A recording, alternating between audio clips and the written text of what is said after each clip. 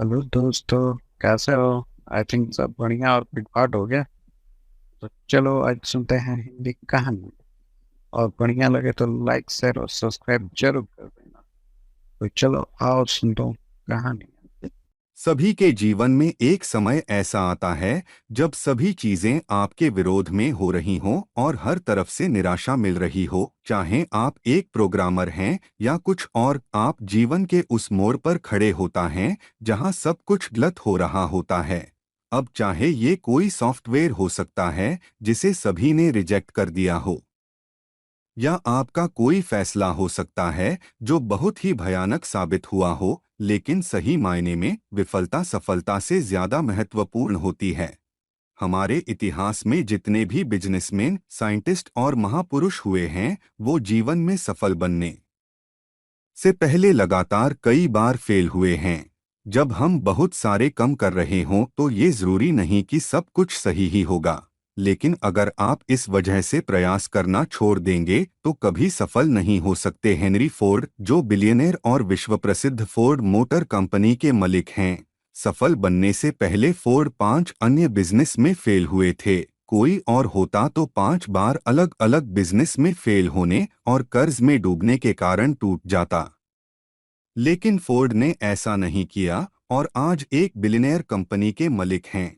अगर विफलता की बात करें तो थॉमस अल्वा एडिसन का नाम सबसे पहले आता है। लाइट बल्ब बनाने से पहले उसने लगभग 1000 विफल प्रयोग किए थे। अल्बर्ट आइंस्टाइन, जो 4 साल की उम्र तक कुछ बोल नहीं पाता था और 7 साल की उम्र तक निरक्षर था, लोग उसको दिमागी रूप से कमजोर मानते थे, लेकिन अपनी थ्योरी और सिद्धांतों के बल पर वो दुनिया का सबसे बड़ा साइंटिस्ट बना। अब जरा सोचो कि अगर हेनरी फोर्ड 5 बिजनेस में फेल होने के बाद निराश होकर बैठ जाता, या एडिसन 999 असफल प्रयोग के बाद उम्मीद छोड़ देता और आइंस्टाइन भी खुद को दिमागी कमजोर मान के बैठ जाता, तो क्या होता?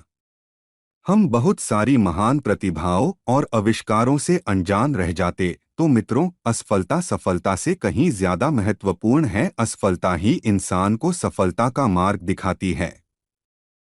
किसी महापुरुष ने बात कही है कि winners never quit and quitters never win. जीतने वाले कभी हार नहीं मानते और हार मानने वाले कभी जीत नहीं सकते। आज सभी लोग अपने भाग्य और परिस्थितियों को कोसते हैं। अब जरा सोचिए, अगर एडिसन भी खुद को अनलकी समझकर प्रयास करना छोड़ देता तो दुनिया एक बहुत बड़े आविष्कार से वंचित रह जाती। हिरन के दौड़ने की क्षमता करीब 90 किलोमीटर प्रति घंटा है, वहीं बाघ के दौड़ने की रफ्तार करीब 60 किलोमीटर प्रति घंटा की होती है। लेकिन फिर भी बाघ हर बार हिरन का शिकार कर लेता है। जानते हैं क्यों? हिरण के मन में डर होता है कि वह बाघ से जीत नहीं पाएगा, और इसी डर की वजह से वह बार बार रुककर पीछे मुड़कर देखता है। हिरण के मन का डर उसकी रफ्तार को कम कर देता है और बाघ उसका शिकार कर लेता है। मित्रों, मन का डर हमेशा हमें आगे बढ़ने से रोकता है। जिस व्यक्ति के मन में हार जाने का डर है, वह कभी भी अपनी पूरी क्षमता से काम कर ही नहीं सकता। उसका मन उसको हमेशा कमजोर होने का एहसास कराता रहेगा। आप चाहे किसी भी फील्ड में हो और आप चाहे कोई भी कार्य कर रहे हों, आपको अपने मन को जीतना बहुत जरूरी है, क्योंकि जो व्यक्ति मन से हार जाता है वो अपार क्षमता होने के बावजूद कभी सफल नहीं हो सकता। पुराने समय की एक कहानी है कि महोसर नाम का एक छोटा सा राज्य हुआ करता था। एक दिन गुप्तचरों ने राजा को सूचना दी कि पड़ोसी राज्य हम पर हमला करने वाला है। गुप्तचरों ने बताया कि खबर एकदम पक्की है। सिर्फ 3 दिनों के भीतर पड़ोसी राज्य अपनी विशाल सेना के साथ हम पर हमला कर देगा और उनकी बड़ी सेना के आगे हमारा टिक पाना बेहद कठिन है। राजा बेहद चिंतित हो गया। उसने तुरंत सभा बुलाई और सभी लोगों से सलाह मांगी कि अब हम लोगों का मरना तय है।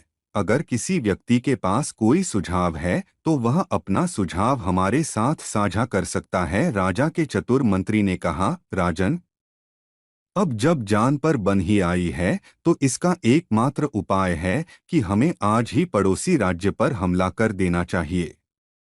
राजा बोला, मंत्री जी, हमारी सेना बहुत छोटी है, हम उनका मुकाबला कैसे कर पाएंगे? मंत्री बोला, राजन, पड़ोसी राज्य की अभी युद्ध की तैयारी नहीं है। अभी उन पर हमला कर दिया तो वह संभल नहीं पाएंगे और हमारे जीतने की कुछ तो उम्मीदें बनेंगी। ऐसे भी अगर हमने हमला नहीं किया तो हमारा विनाश तो तय है ही, क्योंकि कुछ दिनों में पड़ोसी राज्य हम पर कूच करने ही वाला है। राजा को बात जंच गई। उसने तुरंत अपनी सेना को तैयार होने का आदेश दिया और राज्य के नागरिक भी सेना के साथ जुड़कर युद्ध करने चल दिए। पड़ोसी राज्य में जाने से पहले एक सेना को विशाल नदी के ऊपर बना एक पुल पार करना था। जैसे ही सेना पुल पार करके पड़ोसी राज्य में घुसी तो राजा ने उस पुल को आग लगवा दी और सेना को बोल दिया कि अब हमारे पास वापस जाने का कोई रास्ता नहीं है। या तो हमें विजय प्राप्त करनी है या फिर यहीं मरकर प्राण त्याग देने हैं। सभी सैनिक अपनी पूरी क्षमता के साथ लड़े और पड़ोसी राज्य की बड़ी सेना को भी मात दे दी। मित्रों, जैसे राजा ने अपनी सेना की असफलता के सभी रास्ते बंद किए थे, ठीक वैसे ही आपको भी अपनी असफलता के सभी रास्ते बंद करने होंगे। आपने स्वयं महसूस किया होगा कि जब इंसान के सभी रास्ते बंद हो जाते हैं तभी वह सबसे ज्यादा मेहनत करता है और सफलता हासिल करता है। अपनी सफलता के लिए खुद को झोंक दीजिए, अपनी असफलता के बारे में सोचना ही छोड़ दीजिए, क्योंकि आपके पास असफल होने का कोई ऑप्शन ही नहीं है। खुद को असफल होने का कोई ऑप्शन ही मत दो, डरो नहीं, कोई भी समस्या आपकी क्षमता से बड़ी नहीं है। जुट जाइए, सफलता आपकी राह देख रही है। परिस्थितियां कभी जीवन में एक जैसी नहीं रहती, जीवन में भंवर में उतार चढ़ाव तो आते ही रहते हैं। आपकी सोच बताती है कि आप कठिन परिस्थितियों का कैसे सामना करते हैं। क्या आपके अंदर वो काबिलियत है जो हर परिस्थिति से आपको बाहर निकाल दे?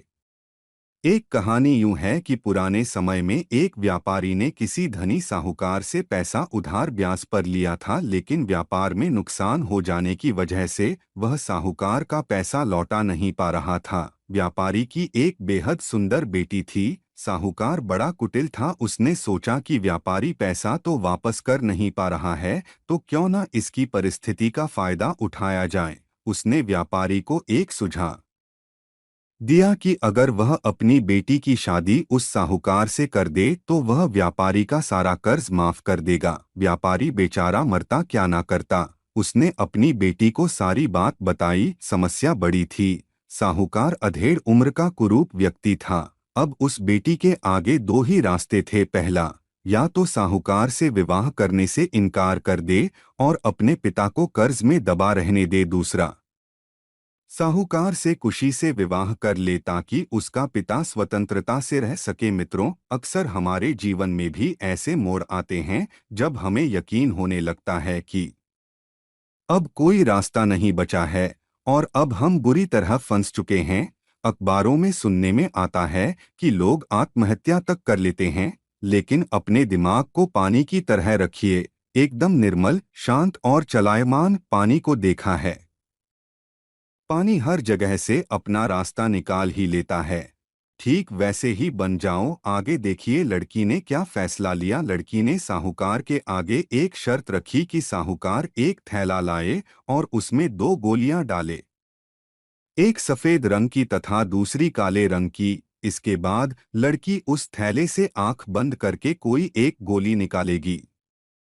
गोली अगर काली निकली तो लड़की साहूकार से विवाह कर लेगी और उसके पिता का कर्ज माफ कर दिया जाएगा। साथ ही अगर गोली सफेद निकली तो भी पिता कर कर्ज माफ किया जाएगा। लेकिन लड़की साहूकार से विवाह नहीं करेगी। साहूकार तुरंत बात मान गया और जल्द ही एक थैला लेकर आ गया। अब वह जब थैले में गोलियां डाल रहा था तो लड़की ने देखा कि साहूकार ने चालाकी से दोनों गोली काली ही थैली में डाल दी हैं।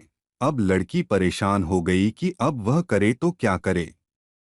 साहूकार का भांडा फोड़ भी दे तो भी वह दूसरी किसी चाल में उनको जरूर फंसाएगा। लड़की कुछ सोचकर आगे बढ़ी और उसने थैले से एक गोली निकाली और गोली बाहर निकालते ही उसे हाथ से छिटका दी, जिससे गोली नाली में जा गिरी। लड़की बोली, माफ करना, गोली मेरे हाथ से छिटक गई, लेकिन चिंता की कोई बात नहीं, थैले में अभी दूसरी गोली भी तो होगी, उसे देख लेते हैं। अगर गोली काली निकली तो मैंने सफेद गोली उठाई होगी, और थैले में गोली सफेद निकली तो मैंने काली गोली उठाई होगी। व्यापारी ने थैले में हाथ डाला तो देखा काली गोली निकली। व्यापारी बोला, आहा बेटी, थैले में काली गोली बची है, इसका मतलब तुमने सफेद गोली चुनी थी। साहूकार बेचारा बोलता भी क्या, अगर बोलता तो चोरी पकड़ी जाती। इस प्रकार पिता का कर्ज भी माफ हो गया और बेटी ने अपनी रक्षा भी कर ली। मित्रों, अगर हमारे देश के स्वतंत्रता सेनानी भी अगर सोच लेते कि हम शक्तिशाली अंग्रेजों से कभी नहीं जीत पाएंगे, तो शायद हमारा यह देश कभी आज़ाद ही नहीं हो पाता। जब तक आप समस्याओं के समाधान के बारे में नहीं सोचेंगे, तब तक आप समस्याओं में ही उलझे रहेंगे। अपने विचारों को खुलने दें, थोड़ा हटकर सोचें। यह सोचें कि हर समस्या का हल है तो मेरी समस्या का भी कोई ना कोई हल जरूर होगा।